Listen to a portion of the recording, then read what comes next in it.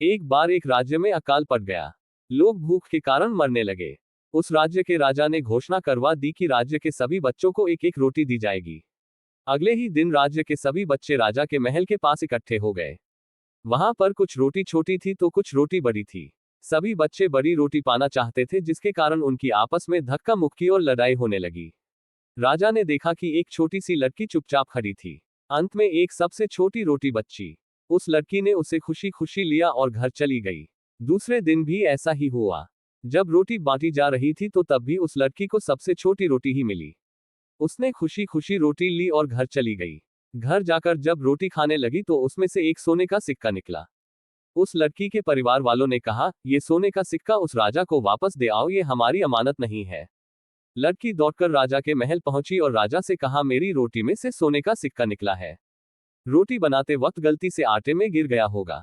आप इसे वापस रख लीजिए। राजा उस लड़की की ईमानदारी को देखकर बहुत खुश हुआ। राजा की कोई भी बेटी नहीं थी, इसलिए उसने उस लड़की को गोद ले लिया और उसके परिवार वालों को भी अपने ही महल में रख लिया।